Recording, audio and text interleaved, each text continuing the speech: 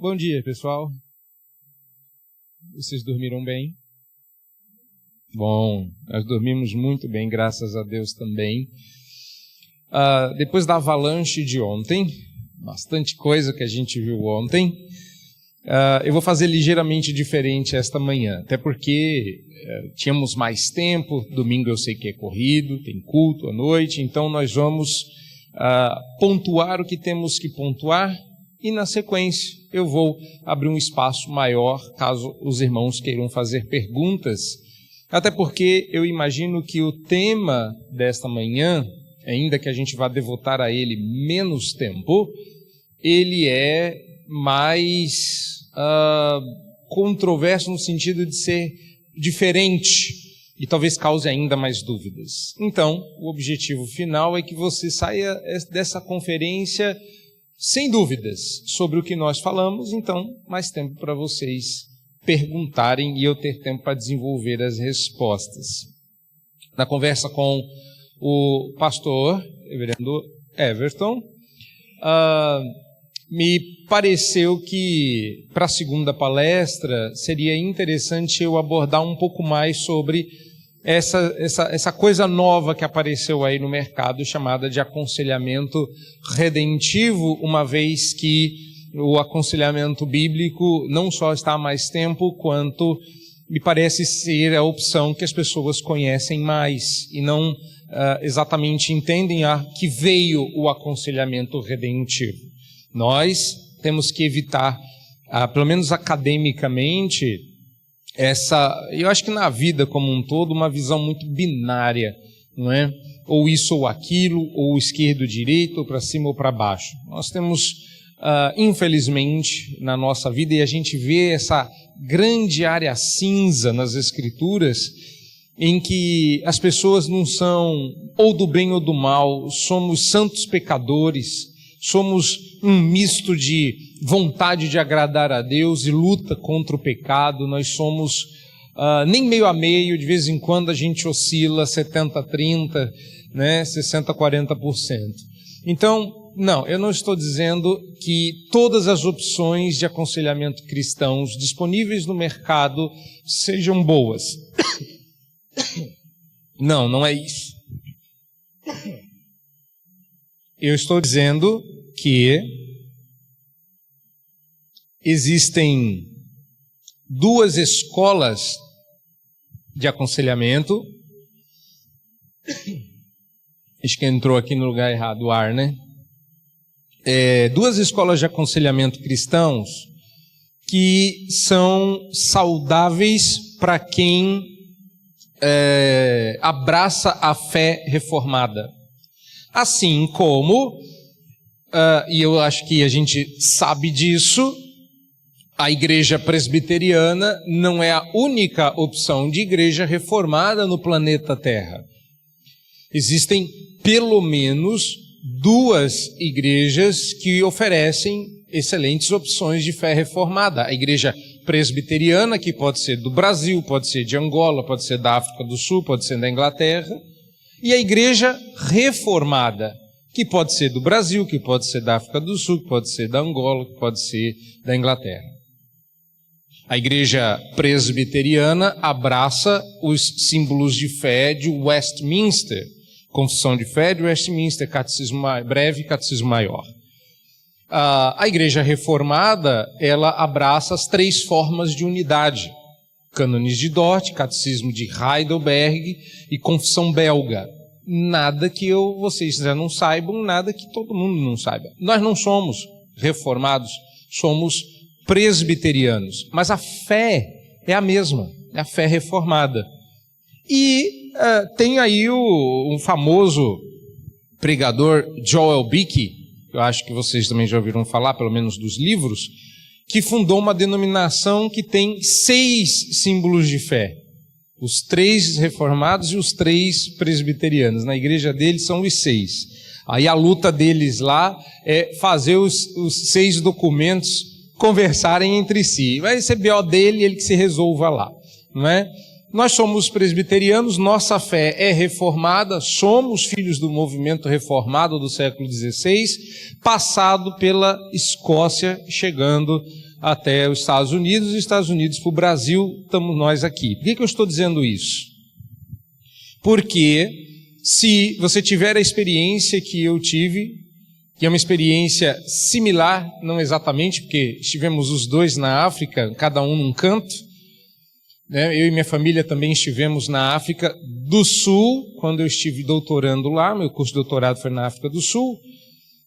Lá não tinha igreja presbiteriana, nós passamos 3 anos congregando na igreja reformada. Tem as suas diferenças. Uma das diferenças, só para a gente quebrar o gelo, é que diferente de nós que servirmos pãozinho cortado e cálice com um golinho de vinho, lá era um pão cortado na mão, você pegava um pedaço, e um cálice único. Era um cálice só, a gente se sentava à mesa, como a congregação internacional de fala inglesa era pequena, cabia todo mundo ao redor da mesa, e o pastor servia o vinho e a gente ia passando, e quando estava na igrejona, na igreja mãe, zerava a mesa, o pessoal levantava e sentava, outro grupo vinha, sentava-se à mesa e tomava. Então a brincadeira que a gente fazia é que só a primeira mesa tomava vinho tinto, o restante tomava vinho rosé. Quebrou o gelo, né? E outras coisas também. Mas tem suas diferenças. A gente corria para fazer a primeira mesa. Teve uma vez que a gente correu, ela falou assim, eu não vou tomar esse vinho na última não. Aí nós corremos, sentamos do lado do pastor. Aí o pastor serviu o vinho, e aí eu estava aqui, minha esposa aqui. Aí ele começou pelo outro lado. Ai, meu Deus. Né? Aí a gente faz 2 orações, né? E de vez em quando o diácono ficava, quando era na igreja maior, as mesas eram maiores, e ele ficava calibrando o cálice para fazer a rodada inteira. Então, assim, existem outras opções? Existem, talvez nós não consideremos tão boa, é verdade. Mas eu acredito que para o universo da fé reformada, você tem 2 boas escolas cristãs, assim como você tem 2 boas denominações, que você pode ter preferência, e eu não tenho problemas com isso. O que você precisa entender e sair daqui convencido é que não interessa se você vai optar pela escola chamada de aconselhamento bíblico ou pela escola chamada de aconselhamento redentivo, você precisa optar por uma escola que seja bíblica no seu conteúdo e não só bíblica no seu nome. Porque vocês sabem que, muito embora não esteja escrito bíblico no nome desta igreja, o conteúdo é Bíblia. E tem muita igreja que põe Bíblia no seu nome e que de bíblico não tem nada. Então, o nosso trabalho é mostrar que o conteúdo dessas escolas é um conteúdo bíblico. Bom, a história começa com o trabalho do pastor norte-americano Jay Adams, também conhecido no Brasil largamente. Seu ministério eclodiu, ele já estava atuando há muito tempo, mas seu ministério eclodiu em 1970, com a publicação do livro que você tem em português, conhecido como Conselheiro Capaz. O livro Conselheiro Capaz foi uma provocação em inglês. Esse título em português não diz muito sobre o ímpeto do livro em inglês. O título em inglês era bem mais desafiador do que o título em português. O título em português está amenizado. Em inglês, o título era Competente para Aconselhar. Bem mais provocador. E tinha o objetivo duplo de dizer que o pastor tinha a competência de aconselhar, mas também um livro que desse a ele a competência para fazê-lo. Que fosse instrutivo, que desse a ele as bases, mas que também o convencesse de que ele não era incompetente para o trabalho. Não no sentido de que lhe faltava habilidades, mas porque essa não era da sua competência. Então, esse desafio inicial de 1970, que é o ano da publicação do livro, ele parece permanecer até hoje. Estamos em 2024. E ainda hoje, e não estou reclamando, é a vida, é assim que tem que ser. Mas ainda hoje, nós como Igreja de Cristo precisamos lutar para convencer. Aí eu falo com um pouco de tom de tristeza, o próprio corpo de Cristo, a própria igreja, de que cristãos, que vocês e que o pastor recebem de Deus a missão ou responsabilidade, que nas palavras do Jay Adams seria a competência para aconselhar. Então aconselhar não é uma missão só do pastor. Bom, talvez vocês estão olhando com a cara do tipo, aí eu já não gostei, eu estava gostando, do tipo assim, o pastor é competente para aconselhar, tá ótimo, o problema dele, Deus abençoe, já oro por ele, acrescento mais um item na oração, não vai fazer diferença. Mas daí eu ter que aconselhar, eu já não gosto muito. O que eu gosto de fazer o papel da triagem. Eu gosto de ser o concierge de Deus. A pessoa vem e fala um problema e eu falo, vou te dar o telefone de uma pessoa que pode te ajudar, meu pastor. Eu gosto disso, eu gosto de ser o cara da indicação. Aí o pior ser meu eu não gosto. Então se você abrir a sua Bíblia em Colossenses 3,16, são 3,16 que a gente precisa decorar na vida. João 3,16, isso a gente já sabe, né? Que Deus amou o mundo de tal maneira. 2 Timóteo 3,16, toda escritura inspirada por Deus. E o último 3,16 você tem que decorar é Colossenses 3,16. O que diz lá em Colossenses 3,16?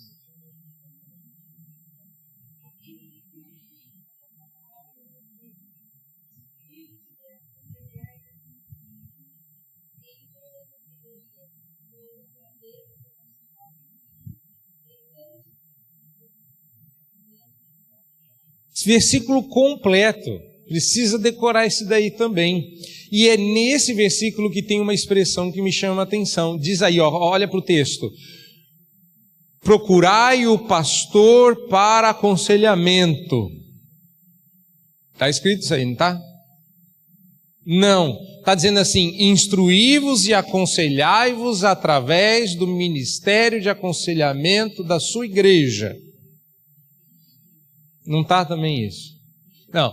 É a equipe, eu peguei você, é a equipe de aconselhamento, está escrito assim, o grupo de super crentes que sabe fazer o que ninguém mais no corpo de Cristo sabe, que é o tal do aconselhamento, certo? Está ficando ruim, né? Você percebeu onde eu quero chegar. Prazer, você acabou de descobrir que tu também é um conselheiro. A pergunta, meus queridos, não é se vocês são ou não conselheiros uns dos outros, porque vocês são. Vocês só não serão conselheiros uns dos outros se a gente virar japonês e passar a se saudar com a cabeça. Porque se você abrir a boca, você corre o risco de aconselhar uma pessoa. Sabe uma coisa horrível que em igreja, depois que você aprende aconselhamento, você para de perguntar? Oi, tudo bom? É porque se você pergunta para as pessoas se está tudo bem, sabe qual que é a resposta que você vai receber? Não. Sim, é só na igreja hipócrita. Ah, desculpa. Aí ele ficou procurando eu ali. Aí ele filmou lá. Né? Eu sei como é que é o truque. Só aqui na frente, tá bom. Já estou andando bastante, né? Fique quieto, pastor. Pois é, eu estava dizendo para vocês da internet que a gente fala, oi, tudo bom? E a pessoa hipocritamente responde, tudo. Mentira, tudo é muita coisa. Tudo é muita coisa. O problema é que numa igreja onde você sabe que o irmão pode te aconselhar, você se atreve. E aí você diz, bom, tem um probleminha que está me incomodando. Você tem duas alternativas, ouvir ou então chutar a bola para o gol. Deus te abençoe. Ou se você for mais educado, dizer assim, Eu vou orar por você, mas eu não preciso saber qual é o problema. Deus sabe. Que é a oração do irmão fajuto. Senhor, não sabemos qual é o problema, mas tu sabes. Oxi, era para você saber qual é o problema. Era para você orar com significado, era para você orar com conteúdo. Então, tudo isso começa com o trabalho do pastor Jay Adams. O trabalho do pastor Jay Adams era fundamentalmente uma aplicação do trabalho de um outro pastor chamado Cornelius Van Til. Eu estou, obviamente, por se tratar de uma igreja, eu não vou entrar nos pormenores mais técnicos. Mas o que aconteceu é que, dentro da filosofia cristã, nós temos algumas opções também. Temos duas, basicamente. E eu só vou falar dessa primeira por causa do Jay Adams, porque a segunda vai entrar como influência na segunda escola. Então, o novo continente, ou os Estados Unidos, foi muito mais influenciado pelo trabalho de Van Til. Van Til foi professor no seminário de Westminster, que não fica em Westminster, na Inglaterra, fica nos Estados Unidos, na Filadélfia. E ele foi professor lá. E ele ensinou o que ficou conhecido como apologética pressuposicional. Que é isso, meu Deus?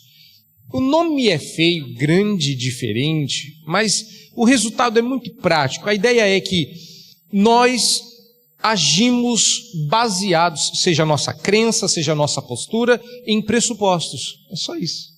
Ou seja, que quando você vai defender a sua fé, você não pode defender a sua fé com base em evidências. Sabe uma coisa? Sabe quando a gente fala assim, a fé, ela é boa para o ser humano. A ciência já provou que quem tem fé se cura mais rápido no hospital. Então é importante ter fé. Você acabou de fazer um desserviço para a fé cristã. Está errado esse tipo de argumento.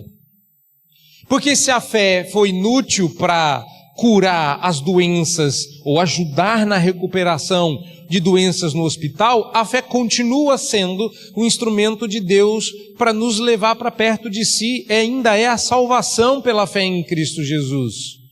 A utilidade, a bênção, o poder e a força da fé não podem ser medidos pela ciência. E não deveríamos validar a nossa fé pela ciência. Deveríamos validar a ciência pela nossa fé.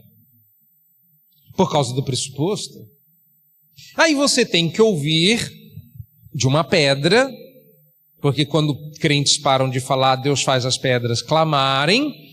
Aí você tinha um jornalista falecido, muito lúcido, chamado Joelmir Betting. É isso, vocês conhecem esse camarada da Band? Ele dizia o seguinte: para quem crê, qualquer evidência prova que Deus existe. E para quem não crê, não há evidência que prove que Deus existe. Sabe o que ele estava dizendo sem saber? O segredo está no pressuposto. Nunca comece pelas evidências, bata no pressuposto. Se você derruba o pressuposto, o resto se encaixa. Eu dei uma palestra certa feita para um grupo de jovens desses encontros nacionais, regionais, da UMP, lá no Mackenzie. E uma jovem psicóloga ficou incomodada com o desafio que eu fiz na área do aconselhamento. Ela me procurou depois da palestra e disse: você trabalha aqui no Mackenzie, né? Posso vir qualquer dia para conversar? Eu falei: pode. Então ela pegou as anotações dela, marcou um horário, chegou lá. Na época eu era capelão no Mackenzie. E ela falou assim: eu vi o caderno dela, 20 perguntas da sua palestra que não ficaram claras para mim, eu não concordei. Eu quero te ouvir sobre esses 20 temas. Eu falei: essa conversa vai longe. Eu falei: tá bom, vamos lá. Fez a primeira pergunta. Eu falei: eu não consigo responder a sua pergunta, minha irmã. O pressuposto da sua pergunta está errado. Olha só, quando você pergunta isso, você já está presumindo aquilo. Então, se a gente melhorar o pressuposto da sua pergunta, ela fica assim. E aí, quando a sua pergunta fica certa, a resposta é essa. Ela, tá bom. Responde a segunda. Eu falei, a segunda presume a primeira. Então, como a gente consertou a primeira, eu preciso refazer a sua segunda pergunta. Tudo bem? Tudo jóia. Então, na verdade, a pergunta que você quer fazer é essa, e essa é a resposta. Manda a terceira. Ela falou assim, agora perdeu a graça e o sentido de todas as demais perguntas. Eu falei, mas você tem 20, não sobrou nada? Ela, agora não mais. Porque tudo dependia dos pressupostos que o Senhor derrubou. Isso é apologética pressuposicional. Quem ensinou o J. Adams a fazer isso foi o Van Til. Aí você vê a ligação dos dois. O que o aconselhamento bíblico acredita? É claro que nós acreditamos nisso. Tudo começa com esses homens e com os seus alunos.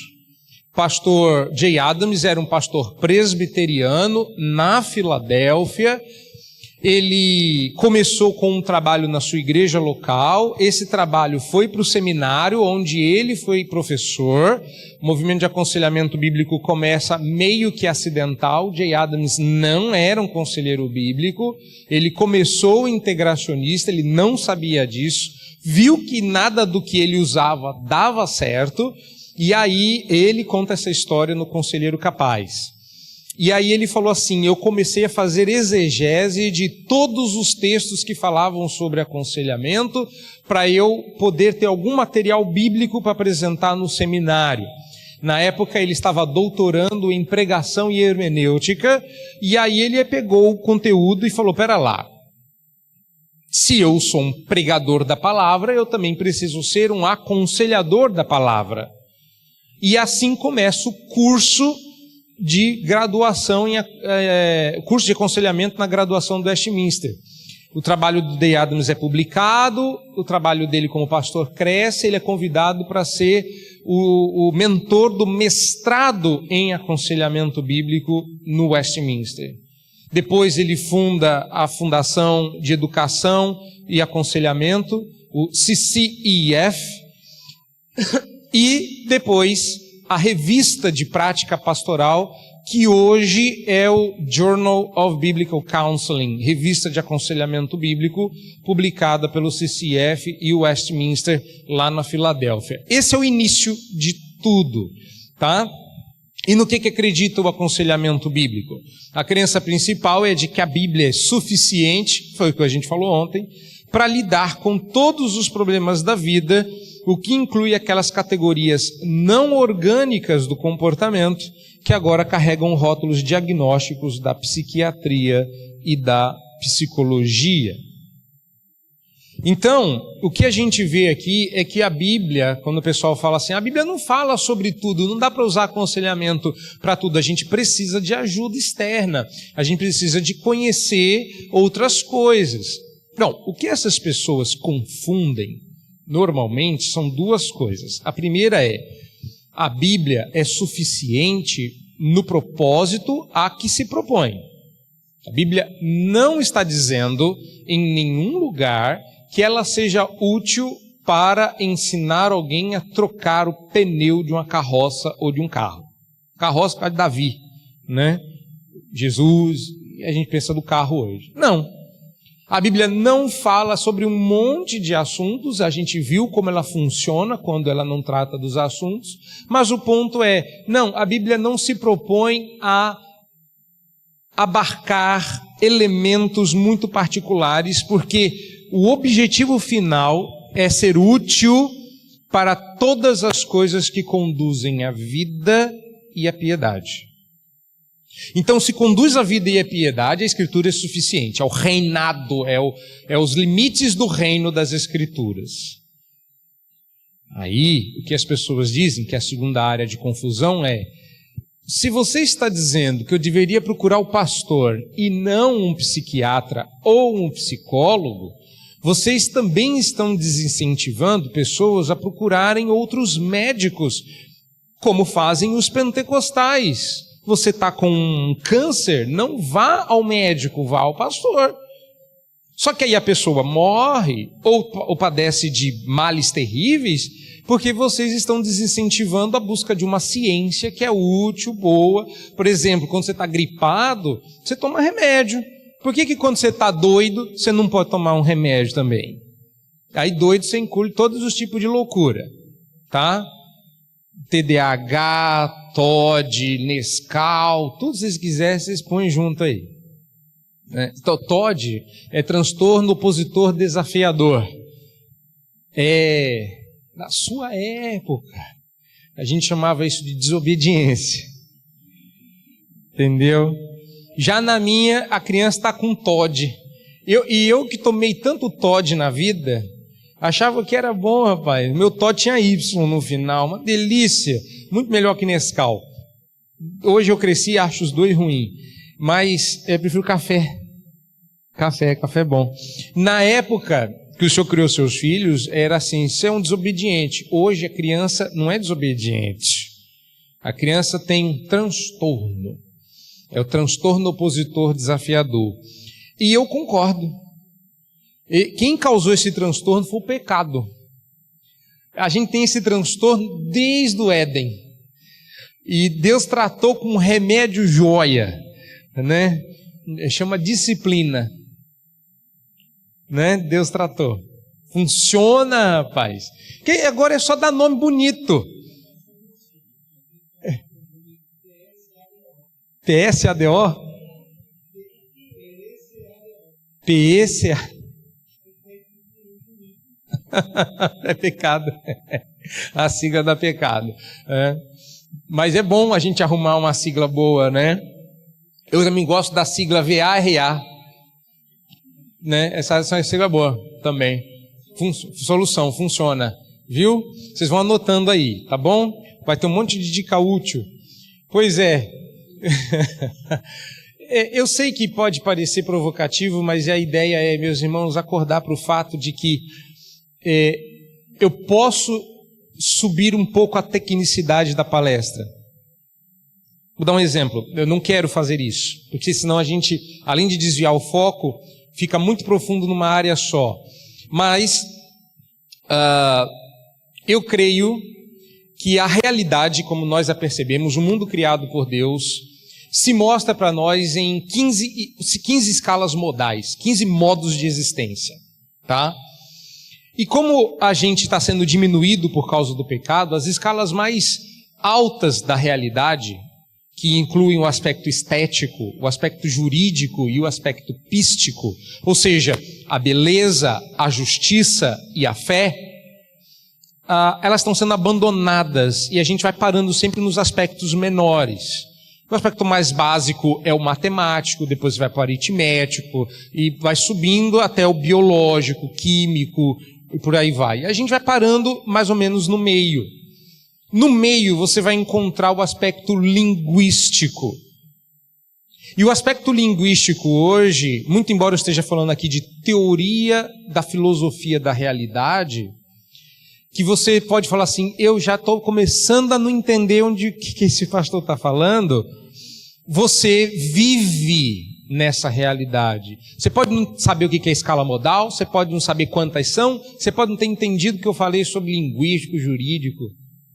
Mas o que eu estou dizendo é que a teoria da linguística diz que a realidade pode ser moldada pela língua.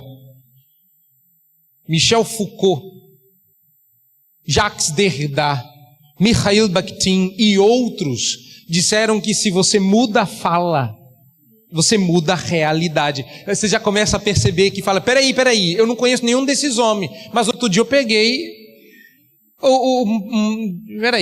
tem uns ativistas falando isso hoje. Sim, porque veja bem, a linguística muda a realidade. Não existe mais do que homem e mulher. Mas se a gente convencer as pessoas a falar, lembra do Todd? Agora muda, hoje é todes. Ela muda, é uma coisa linda. Aí a pessoa fala assim, se eu falar todes e virar o Mussum, Gente, quem lembra do Mussum aí? Mussum à frente do seu tempo, né? Mussum estava certo. Era todes, dizia ele. Se você usar todes, significa que não existe mais homem e mulher. Existe um gênero neutro, onde muita coisa... E você vai percebendo a ideia. Vovó dizia, onde passa um boi, passa uma boiada. O que eles querem fazer? Fraturar a realidade para, através de uma pequena fresta, fazer passar uma multidão gigantesca de gêneros, como se eles existissem. E eles só precisam de uma brecha. Não existe todos, não existe todas, existe todes. Se você abrir essa brecha linguística, você faz passar uma boiada inteira. Aí você fala, o que é isso? Isso vem de uma teoria que diz que a língua é o aspecto último da realidade. Se você disser que você passa a ser. Vou repetir. Se você disser que você passa a ser. Você fala, isso é uma besteira. Se eu disser que essas cadeiras voam, elas não sairão voando pelo ar. Diga isso numa sala de universidade. Quando eu digo isso para os meus alunos, eu tenho um aluno que jura de pé junto que se a pessoa acreditar que a cadeira voa, para ela a cadeira voará. E para eles é normal. Eu falo, você é sério, você acredita nisso? Eu falei, eu não, mas quem acredita, acredita. Fica à vontade para acreditar que cadeiras voam. E eu falo, não é possível que você tolere isso. E eles toleram. Meu trabalho é convencê-los de que o pressuposto está errado. Aonde que o pressuposto está errado? Vai ser muito difícil convencê-los, mas numa igreja consigo. Sabe como? Porque a rebelião humana faz com que a gente queira se sentar no trono de Deus. Eu sou o Deus da minha vida. Eu sou autônomo. Sabe quem falou e todas as coisas passaram a existir? Pois é, já que Deus não existe, só existe um único ser que fala, se ele falar, todas as coisas passarão a ser do jeito como ele fala. Perceberam agora onde isso vai dar? É sério. Então pressupostos importam, porque o pressuposto de quem diz, se eu falar todes existe, é o pressuposto de que Deus não existe, eu sou o Deus da minha vida, quem fala, manda. Eu concordo. Só que quem fala é Deus. Ele falou e todas as coisas vieram à existência. Ele disse, haja luz e houve luz. Ele disse e as coisas passaram a existir. Sem Deus, o homem é o único que fala. Então, se ele fala, passa a existir. Não é verdade. Mas você percebe que é uma torção do pressuposto correto. O Adams vai dizer exatamente isso, só que ao contrário. Ou seja, a gente tem que voltar para a Bíblia, voltar para Deus, voltar para as realidades normais e a vida psíquica fica ajustada. Ela passa a funcionar da maneira correta. Então, o que diz o aconselhamento bíblico? Que a Bíblia é suficiente para tratar de problemas não orgânicos. E, com base nessa exclusiva suficiência das Escrituras, os proponentes dessa perspectiva defendem produzir uma teoria centrada no Evangelho e uma estrutura de cosmovisão efetiva para diagnosticar e tratar os problemas da alma. Essa perspectiva abraça crenças e práticas que terminam por ver a psicologia como fundamentalmente oposta à doutrina e o uso da psicoterapia como irremediavelmente incompatível com a fé cristã e com a rejeição de qualquer coisa que venha do campo do inimigo por percebê-las como uma ameaça. E eu estou dizendo com clareza porque talvez essa seja o nosso maior desafio no campo do aconselhamento bíblico, e eu já passo para o aconselhamento redentivo numa rápida apresentação também, tá? Aliás, não, tá bom, tem 40 minutos, então tá bom. Ele fala, depois eu falo todos os 40 minutos, aí vocês ficam sem poder fazer pergunta.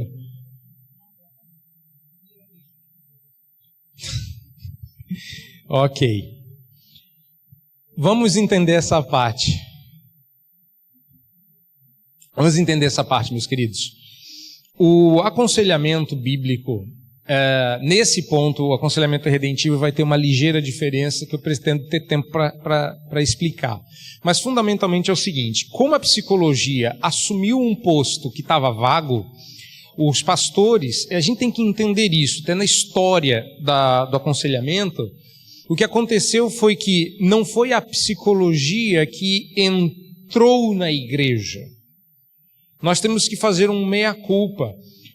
Nós tínhamos uma vaga e fomos nós, os cristãos, que saímos desse lugar e nos consideramos incompetentes. Fomos nós que nos apequenamos e passamos a nos ocupar das coisas chamadas espirituais, como se existisse um armário cheio de caixinhas e nós dominássemos como reis uma caixinha chamada religião.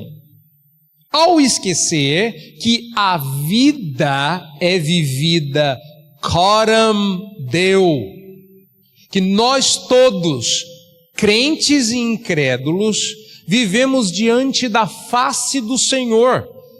Não existe vivente que não viva diante dos olhos de Deus. Então, apesar de ameaçador, o cântico infantil está certo. Cuidado, mãozinha onde toca. Cuidado, olhinho o que vê. É ameaçador? É. Porque o Salvador dos céus está olhando para você. Cuidado, pezinho onde vai. Aí você fala, que cântico ameaçador. Mas era uma época que tudo era ameaçador, né? Se a criança não dormisse, a cuca vinha, então tá bom. Era melhor ameaçar com Deus do que com a cuca. Então tá ótimo. Mas estava certo. A gente hoje fala assim, eu vivo do jeito que eu quero, Deus tem que aceitar por causa da sinceridade do meu coração. Bobeira isso aí. Então, qual era o ponto aqui? Não existe vacância de poder, vocês já sabem disso. Nós deixamos um espaço vazio.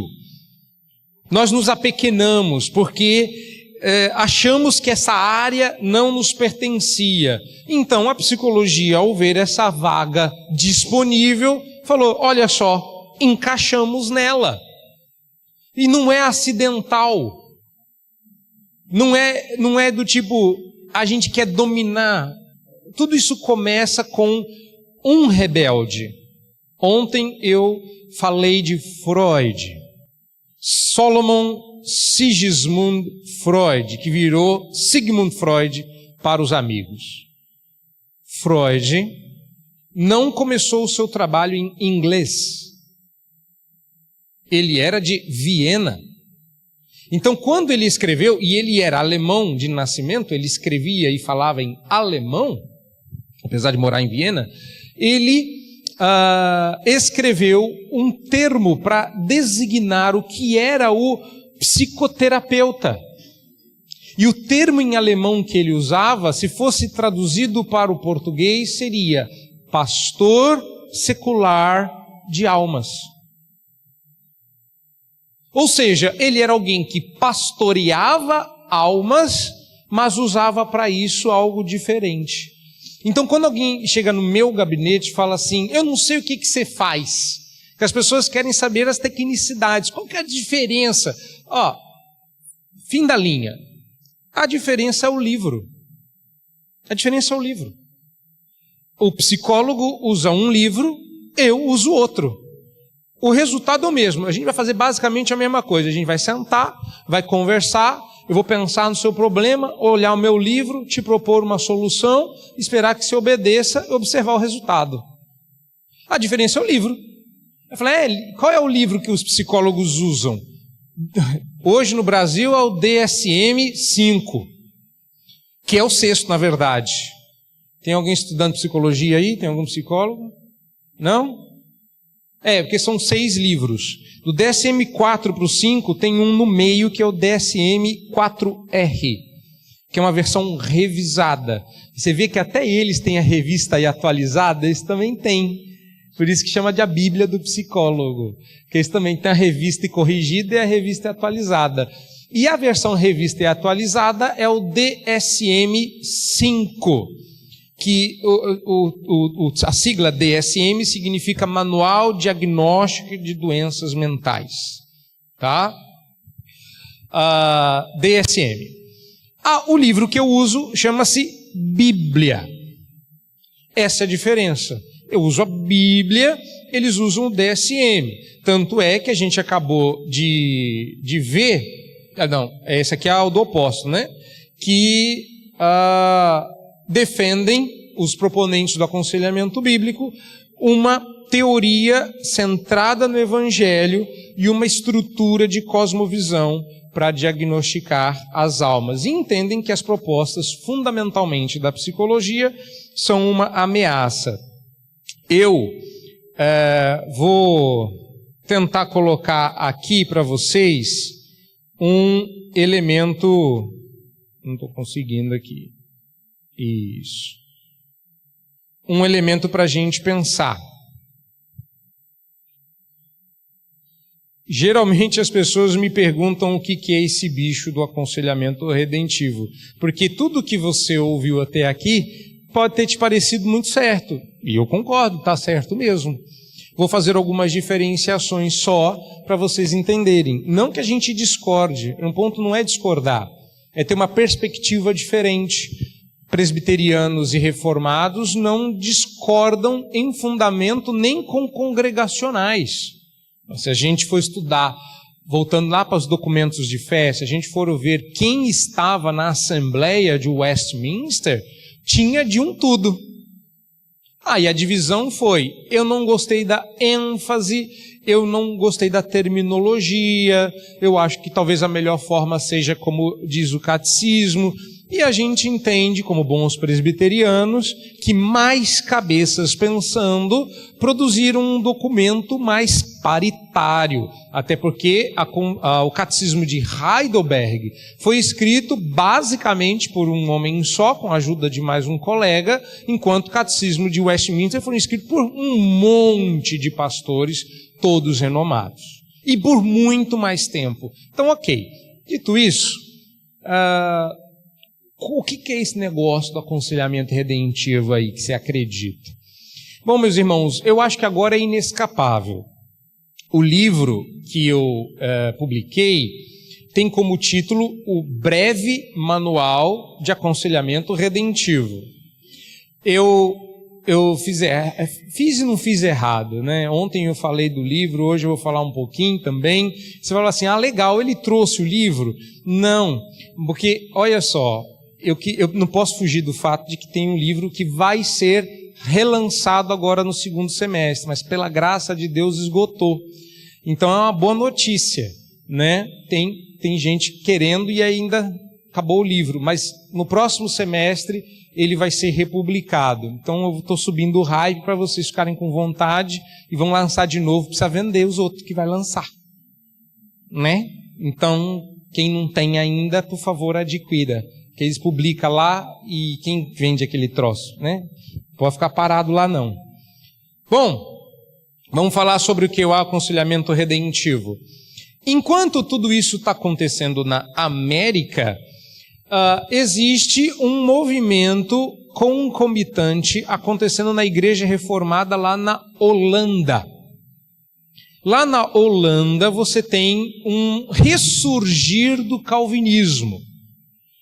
Tá? Lá na Holanda, você tem um campeão chamado Abraham Kuyper. Ele também foi fundador da Universidade Livre de Amsterdã, tendo sido primeiro-ministro e editor do maior jornal de circulação na Holanda. Ele era pastor. E ele era um pastor reformado. O que ele queria? Ele queria bater de frente com a Universidade de Leiden e com as universidades alemãs. Ali perto da Holanda, a Alemanha, tinha um homem muito inteligente que estava fazendo muito sucesso, um filósofo chamado Immanuel Kant. Alguém já ouviu falar de Immanuel Kant? Já? Só uns 3 ou 4 aqui? Já? Joia. Não, estou perguntando porque a culpa toda é de Kant. O Kant ele é tão fantástico que ele fez uma segunda divisão da filosofia. A filosofia é conhecida como antes e depois de Platão, são os socráticos e os pré-socráticos. Antes e depois de Aristóteles, tanto que você tem a lógica aristotélica e a lógica, que é o método indutivo e o método dedutivo. Você tem o antes e depois de Kant. Kant divide a filosofia em antes e depois dele. Ele é um personagem importantíssimo. Então, vendo aquele ascender de uma filosofia não cristã de pensamento, Kuyper olha e fala: nós precisamos oferecer uma alternativa cristã à altura da crítica da razão pura do Kant. Ele tinha um gênio na escola dele, que era seu aparentado, não era bem parente, ele era casado com a irmã da esposa dele, era professor na universidade, ele era da área de direito. Ele tira esse cara do direito e fala: camarada, pega a sua genialidade e faz o que tu gosta, que é filosofia. E ele foi lá e desenvolveu um livro super complicado, não dá para ler, nem em português, chamado Filosofia da Ideia Cosmonômica. O que esse livro estava pretendendo fazer? Bater de frente com o livro de Kant. Contada essa história, vamos voltar para o que interessa.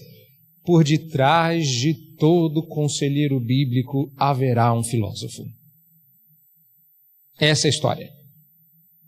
Se por detrás do Jay Adams você tem o Van Til, por detrás do Václav você vai ter o Dooyeweerd, Hermann Dooyeweerd. Esse era o nome do gênio. Mas não é 100%. Não é 100% nada. Václav vai fazer uma coisa muito interessante. Já já eu vou chegar no Václav.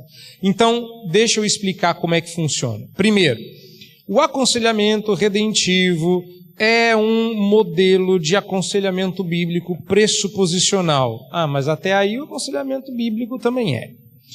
Mas é tanto no sentido de resgate de ideias e teorias sobre a natureza, movimentos internos e comportamento humanos, quanto no sentido da aplicação da redenção a problemas internos e situacionais da pessoa. Vamos traduzir isso aqui em português. O aconselhamento redentivo acredita que tudo precisa ser redimido. Essa é uma diferença.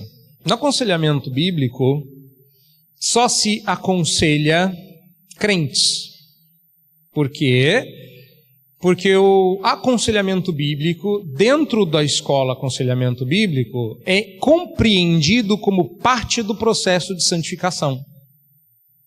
Ou seja, você se converteu, agora você quer viver como crente e está patinando. Vem o aconselhamento bíblico e te ajuda a sair da vala e você seguir o seu processo de santificação.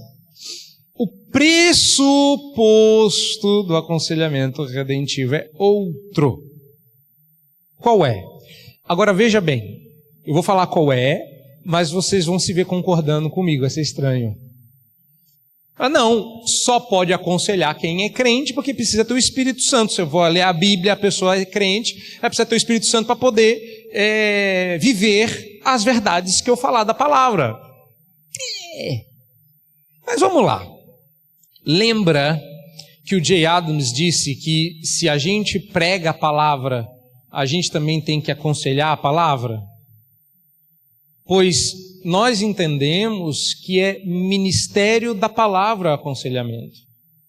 Vocês concordam com isso? Que aconselhar é ministrar a palavra e que a diferença é a postura? Pregação é a ministração pública da palavra de Deus e aconselhamento é a ministração privada da palavra de Deus. Vocês concordam com isso? Sim ou não? Vocês enxergam isso na Bíblia? Aonde? Vamos começar com uma coisa mais direta. O pastor falou Jesus. O homem é crente, né? Atos 20, 20. E quando você fala de Jesus, você não tem um versículo que diga assim, e Jesus ministrar publicamente e em privado. Você tem que pegar uma história maior. Você vê no ministério de Jesus. Claro, você também vê no ministério dos apóstolos. Mas é que Atos 20, 20 diz com todas as letras. Diz ou não diz? Acompanhe na sua Bíblia aí.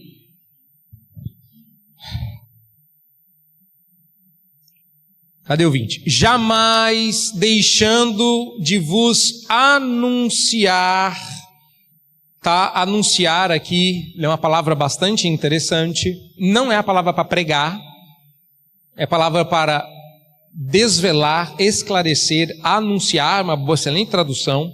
Jamais deixando de vos anunciar coisa alguma proveitosa e de vos ensinar. Essas são as duas coisas que ele fazia.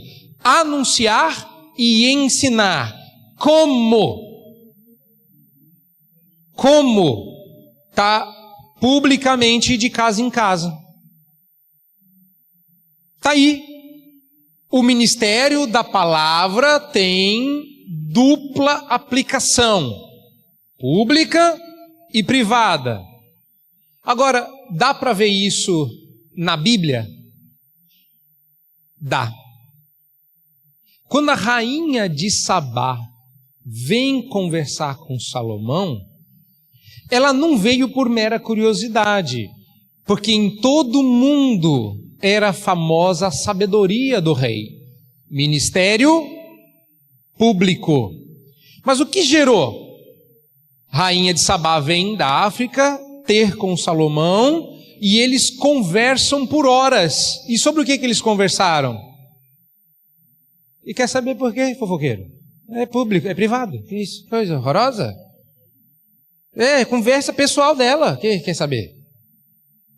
Mas não diz a Bíblia que eles estiveram conversando e ela falou assim, certamente tudo que me disseram não é nem metade do que eu ouvi sobre sua sabedoria. Conta para nós, mulher, o que ele falou? Ela não contou. Por quê? Porque foi um aconselhamento. O ministério público gerou ministério privado. E quando Neemias restaura o culto, está todo mundo de volta, aí ele pega o livro da lei e lê, por horas, até meio-dia. Depois ele fala assim, agora cada um aqui pega um grupinho de 50 e vai explicar o que eu acabei de ler. E eles sentam e fazem em privado. Público, privado. Jesus, o ministério público de Jesus, a pregação, Sermão do Monte, vários outros sermões, mas nós temos uma sessão de aconselhamento fofocada na Bíblia. João conta para nós a conversa, mulher samaritana, que mais? Nicodemos, não tem várias? Jovem rico. Tá claro isso? O pressuposto do aconselhamento redentivo é que se aconselhamento é pregação particular, e quando pública é pregação para todo mundo, a pergunta que fica é, quando um ímpio entra na igreja para ouvir a mensagem pregada, que diferença isso faz na pregação? Não, morreram? Estão acordados? Respondam. O pastor já falou assim, meus irmãos, eu ia pregar sobre um assunto, mas eu vi que tem visitante, vou mudar. Você faz isso, Rev? Você fala assim, e tem uma aplicação aqui nesse texto, que eu vou tirar agora, que eu vi que tem gente aqui, que é visitante pela primeira vez, joia, vou fazer uma aplicação só para eles agora, tá bom? Isso aqui não serve para vocês, é só para ele. Como é que você chama? Fulana. Seguinte, você faz isso? Não. Já viram alguém fazendo isso? Já? Esse povo é doido. Vocês são esquisitos aqui em Araraquara. Tem mesmo? Que horroroso. Como é que a pessoa se sente no meio de todo mundo e fala assim, alguém aqui que Deus está me falando, Andressa, Né? Deve ser horrível isso. Como é que a gente se sente? Exposto, porque isso é privado. Agora veja bem, o que a Bíblia manda a gente fazer quando um ímpio aparece na nossa frente? Não pode pregar a palavra para ele, certo? Porque ele não é crente. Não. Vixe, como é que você vai pregar para o ímpio se ele não pode obedecer a palavra? Ele é ímpio? Como é que você prega? Ah, então você está me dizendo que a pessoa se converte na medida que a palavra é ministrada? Ah, e aconselhamento é feito como? Com mímica? O cara falou que a pessoa se converte por ouvir a palavra. Aí. Vocês acreditam nisso? Acreditam? De verdade? E vocês aconselham como? Falando, né? E a pessoa que está ouvindo, ela está fazendo o quê? Ouvindo? Não é por mímica? Então, se você anunciar a palavra sentado, com calma, ou se você pregar com toda a sua explosão, o poder está na retórica ou o poder está na palavra? Oxe, então pode aconselhar ímpio. A diferença é que você aconselha redentivamente. Assim como você prega redentivamente. Ou nunca aconteceu aqui, do pastor estar pregando sem saber, assim, ó, preguei a palavra. Aí a pessoa vai na porta e fala assim, quem te contou a minha história, pastor? Quem falou para o senhor que era eu? E você fala assim, mas quem é você? Eu não te conheço. Fala, não, mas o que o senhor pregou foi para mim. Só faltou falar meu nome. O que a gente diz numa hora dessas? O que vocês dizem? Foi coincidência, certo? Não foi? Sem querer, querendo? Ah, você acredita na providência de um Deus soberano que traz a pessoa certa para ouvir a palavra certa. Então você também acredita que Deus soberanamente pode botar você para sentar para conversar com uma pessoa e você abrir no texto certo, falar a palavra certa para se converter? Parabéns, você acredita no aconselhamento redentivo. Essa é uma diferença. No aconselhamento bíblico, se você repara que a pessoa com quem você está conversando não é crente, você tem que parar o aconselhamento e começar a pregar, e quando ela se converter, você volta para o aconselhamento. Tanto é que eles chamam isso de pré-counseling. Você tem que fazer a evangelização pré-aconselhamento. No nosso caso, a gente só dá continuidade e anuncia o Redentor através do problema da pessoa. Ou seja, muda, mas é só um detalhe. No final do dia faz grande diferença? Não, porque evangelizar para depois voltar ou continuar, mas é uma diferença, concorda? É uma diferença. Essa é uma das diferenças entre o aconselhamento bíblico e o redentivo. A outra diferença é que a gente não usa só Van Til, a gente usa Dooyeweerd também. E nesse sentido, aqui no meio, fala de resgate de ideias. A gente não acredita que só seres humanos precisam ser salvos. A gente acredita que teorias também podem ser redimidas. E eu falei um pouquinho sobre isso ontem, quando falei do trabalho do Verne Poitras, de redimir coisas que a gente não imaginava que eram redimíveis. Quando eu cheguei na África do Sul, eu defendi o aconselhamento redentivo. E o meu professor estranhou, ele falou assim, mas só seres humanos podem ser redimidos. Você sabe qual é o problema, né? Não conhece a Bíblia. Vamos para Romanos,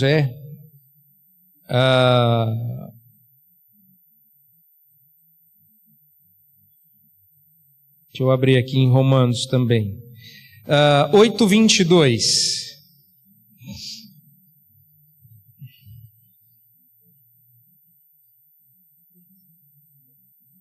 Não, eu vou pegar um pouquinho antes.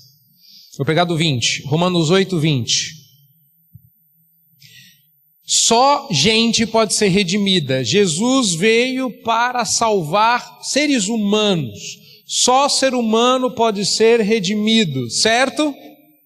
Errou. Não é o que está escrito em Romanos 8:20.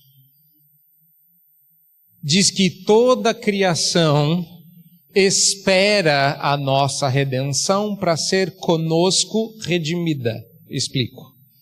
A ardente expectativa da criação aguarda a revelação dos filhos de Deus, pois a criação está sujeita à vaidade não voluntariamente, mas por causa daquele que a sujeitou. Quem sujeitou a criação à vaidade? Quem? Não. Deus. Deus sujeitou a vaidade por causa do homem. Quando o homem caiu, o que Deus disse? Agora, Adão, por causa. Deus sujeitou a criação à vaidade por causa do pecado humano. Sabe o que o Alpé de Alface falou? Que eu tenho a ver com isso.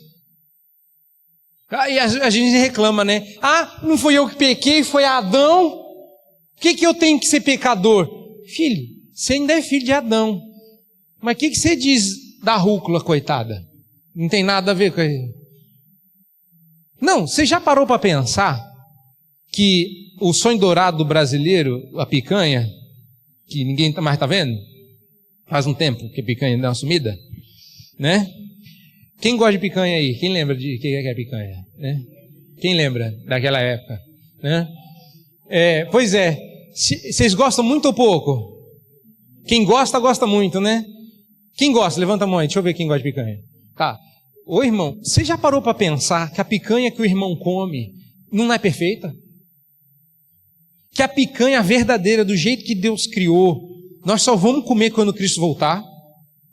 Você fala assim, mas como é que pode ser melhor? Pode. A picanha que vocês estão comendo é a picanha caída, é a picanha da queda, é a picanha fora do Éden. Nós um dia ainda vamos comer, e vocês estão querendo a picanha do Lula, eu quero a picanha de Jesus. Quando Lula fala assim, vocês vão comer na abóbora aí até o dia da picanha, eu falo, você não sabe de nada, inocente. Quando Cristo voltar, e eu tenho uma brincadeira com meus amigos, que eu vou ter uma vaca que regenera. Aí eu corto a picanha, volta a ficar a barraca inteirinha. Precisa de uma vaca só. Todo dia você vai lá e colhe um pé de picanha. Irmãos, brincadeira inclusa, a picanha, o alcatra, seja lá o que você gosta de comer, até alface, tem quem gosta mais de alface. O tomate que você come é tudo pecado, tudo caído. Quando Cristo voltar, a criação vai ser redimida. A criação foi sujeita à vaidade por Deus por causa do pecado. Por quê? Porque o homem era o cabeça da criação. Vamos de novo, continua lá. Então vamos lá, a criação não foi lá voluntariamente. Quem foi voluntariamente para a queda? O homem. Mas a criação está pagando o preço. Por causa daquele que a sujeitou. O quê? Verso 21. Na esperança de que a própria criação será... Ei, quem é que diz que criação não é redimida? Porque se você disser não concorda, você discorda do apóstolo Paulo. Está escrito aí ou não está? Quem vai ser redimida? Ué, e Jesus morreu por pé de alface agora? Resposta? Responde, senhor. Eu gostei dessa. Não sei. Irmãos, morreu. Não, eu estava achando que ele morreu por mim. Queridos, o sangue de Jesus, nossa teologia diz isso, tem poder para fazer mais do que faz. Ele decidiu resgatar só os eleitos, mas ele também decidiu retirar a criação de debaixo da maldição da queda no dia da redenção. Paulo está dizendo metaforicamente que se a criação fosse pessoa, ela teria uma expectativa. Não é uma expectativa qualquer, é uma ardente expectativa de ser redimida, olha só, do cativeiro da corrupção para a liberdade da glória dos filhos de Deus. Porque sabemos que toda a criação, a um só tempo, geme e suporta angústias até agora, e não somente ela, mas também nós, que temos as primícias do Espírito, igualmente gememos em nosso íntimo, aguardando a adoção de filhos, a redenção do nosso corpo. Porque nessa esperança fomos salvos. Você tem esperança de glória? O pé de alface também. Aí você fala, nunca tinha pensado nisso. Pois é, qual que é a mudança que a gente faz aqui? Nós acreditamos que a psicologia está errada, mas ela precisa ser redimida. A gente acredita que a matemática está errada, que a biologia está errada, que a justiça está errada, que o direito está errado. Então, quando as pessoas falam assim, a psicologia é inimiga da fé. Você sabe o que mais é inimigo da fé? Medicina, porque é evolucionista. Engenharia, porque é evolucionista. Biologia, porque é evolucionista. Direito, porque é a favor do criminoso e não da vítima. Que mais? Pedagogia. Que coisa mais horrorosa, mais decaída do que a pedagogia hoje em dia? Não, eu sou da área de letras. Acabei de citar 3 linguistas, não linguistas. Por causa do aparelho sai errado aqui, Satanás vem dentro do aparelho e segura os dentes. Mecânica, então, o que não está tocado pelo pecado? O que não foi torcido, corrompido pelo pecado? Se acreditamos na depravação total, acreditamos que não há área da existência que não tenha sido tocada pelo pecado e que pelo sangue de Cristo será redimida do cativeiro. Então todas as áreas estão em oposição a Deus. É por isso que Abraham Kuyper criou uma faculdade na qual se poderia ser crente e desenvolver uma teoria cristã da realidade. Deu certo até um ponto, depois degringolou. Então a luta não é institucional, a luta é pessoal. A luta é do crente. Existe então uma psicologia cristã? Existe, chama aconselhamento redentivo. Mas aconselhamento redentivo é igual a aconselhamento bíblico. Aconselhamento bíblico é psicologia cristã. Aconselhamento redentivo é psicologia cristã. Assim como design inteligente é teoria cristã de realidade, quando se apropriada do cristão. Criacionismo bíblico é ciência aplicada à fé. Numa área, cosmologia. Mas a gente precisa fazer o mesmo na química, porque já tem uma proposta, redimindo a matemática. Não faço ideia, não entendi muito, mas que bom que Deus redimiu. Se eu quisesse entender de matemática, eu não tinha sido pastor. Eu detesto tanto matemática, que ser pastor é um alívio. Que quando alguém vira para mim e fala, pastor, como é que eu faço para dar o dízimo? Não sei, fala com o tesoureiro.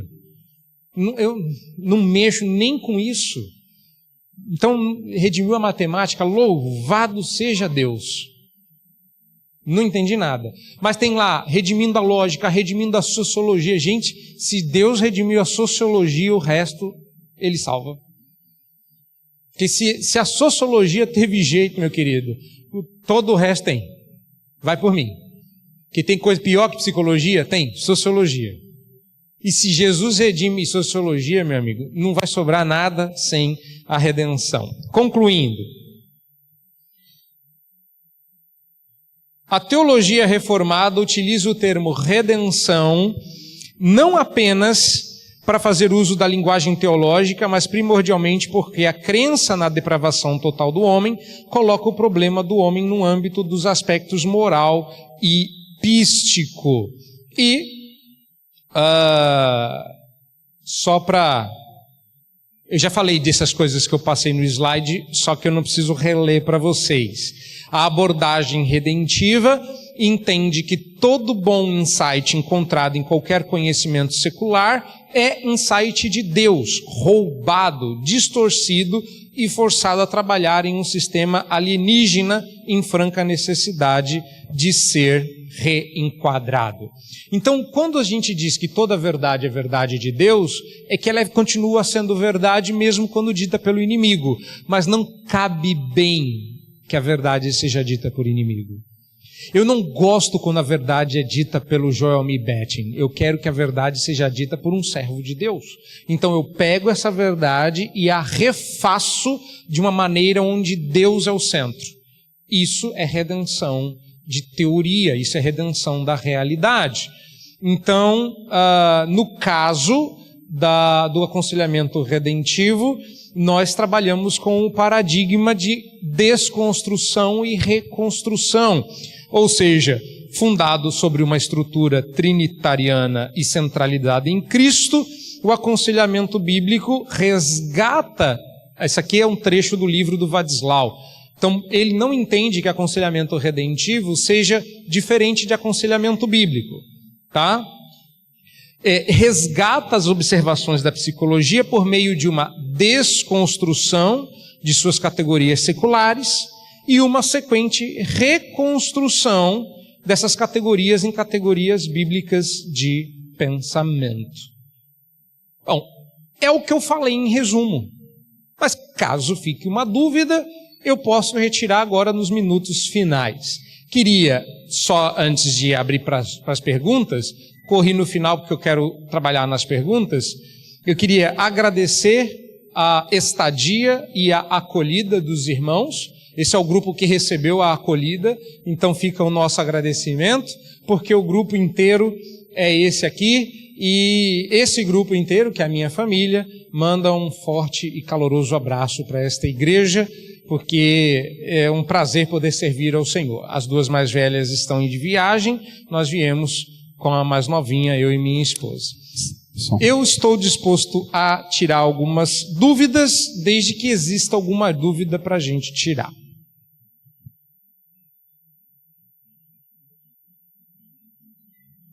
Só um instantinho, vou chegar lá até o Carlão. Podia ter encerrado antes, né? Demorou. Agora o pessoal vai empolgar. Pastor, bom dia. Bom dia, meu irmão. O senhor trabalha como professor também, né? E imagino que tem que lidar com bastante tipo de pessoas, com ateus, descrentes, e como funciona isso, e se já teve alguém que acabou se convertendo, e como fazer isso no dia a dia, né? O senhor falou ontem, eu estava como diácono, mas eu escutei lá que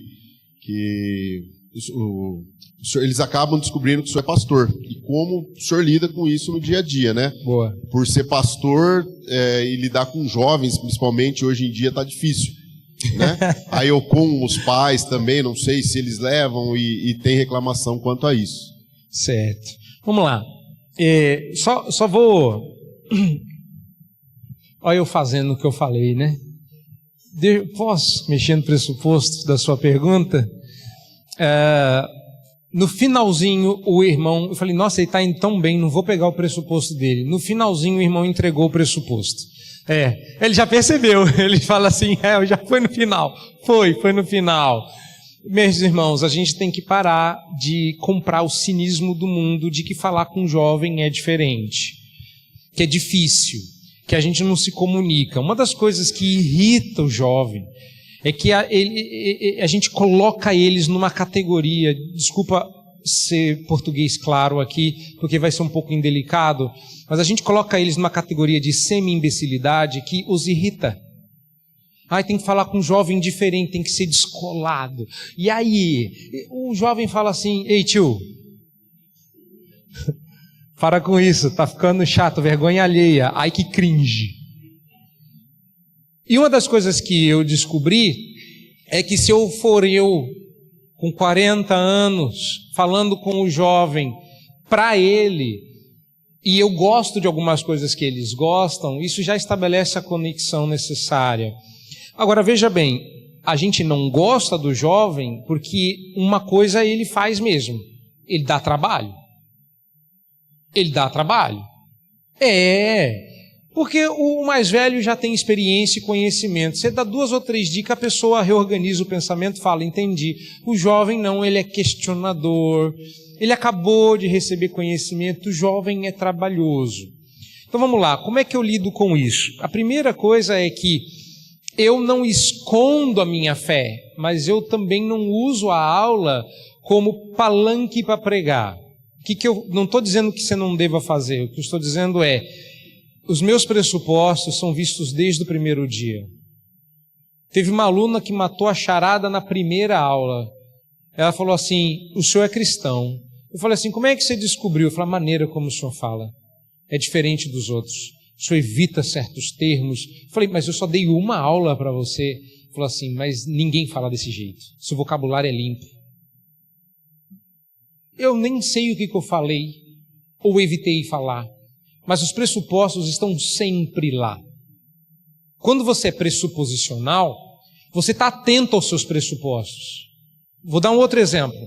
Uma senhora, numa rede social qualquer, estava ensinando, que loucura, né? Como é que se deve beijar o marido com uma mulher crente piedosa. Aí eu falei assim, tá, vou ouvir. Vai que estranho, mas vou ouvir. Vai que eu aprendo, não sei beijar piedosamente, vamos ver. Aí ela fala assim, o beijo com o cônjuge tem que ser prolongado para você ensinar seu cérebro que o seu cônjuge é uma pessoa íntima. Aí eu desliguei e falei, não quero mais ouvir. Ainda escrevi lá, sério, escrevi lá. Falei, quando que os cristãos vão parar de usar vocabulário naturalista para ensinar as coisas de Deus? É sério mesmo que a gente tem que ensinar o nosso cérebro que o marido é íntimo? A gente não sabe, e o anel no dedo faz o quê? E o casamento, toda aquela festa, não te ensinou nada. E outra coisa, treinar o cérebro. Seu cérebro não é você, você não é ele, e vocês são uma coisa só. Treinar seu cérebro que o seu marido... Isso aí é uma linguagem naturalista, darwiniana. Está errado. Então o que eu faço? Eu não uso essa linguagem. Eu passo o mesmo conteúdo numa linguagem limpa com outros pressupostos. E eu só não escondo isso. E se alguém perguntar se eu sou um cristão, eu digo que sou. E se alguém ri e diz assim, você é cristão? Eu rio de volta e digo, por que você não é? Aí a pessoa fala, não, eu acho o cristianismo bobeira. Aí eu falo, porque é muito melhor acreditar que o nada criou tudo. Aí ela, não, mas a gente já sabe disso. Eu falei, quem sabe? Darwin, que ser teólogo não passou na prova, que ser biólogo não passou na prova, descobriu que recebeu uma herança e foi para Galápagos?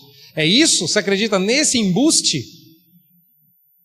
Aí a pessoa não sabia disso. Eu falei, você sabe quem foi João Calvino? Ela falou, é o cara lá que fica no prédio do Mackenzie. Eu falei assim, quantos anos você tem, rapazinho? Ele fala, 19. Eu falei, com 19 anos, Calvino publicou o primeiro livro dele na área do direito chamado De Clemência, um comentário do livro de Sêneca. Quem é você? A diferença é que como professor universitário, eu sou obrigado a saber mais que meus alunos. Mas na prática, eu sei. Então, se esses alunos crescem e esse embate acontece de maneira brincalhona, sabe o que essa pessoa fica? Sua amiga. E o resultado final? Você perguntou, tem gente que se converte nessa loucura aí de ser professor? Pois é. Eu tenho até uma testemunha que já foi lá na igreja. A igreja que eu pastoreio chama Igreja Presbiteriana Metropolitana de São Paulo, IPM. Eles brincam que o M da IPM não é de metropolitana, mas de Mackenzie. Teve vários alunos que se converteram ao longo dessa jornada de 5 anos. Porque alguns deles... Agora tem uma moça fazendo catecúmenos, que é uma aluna minha de jornalismo.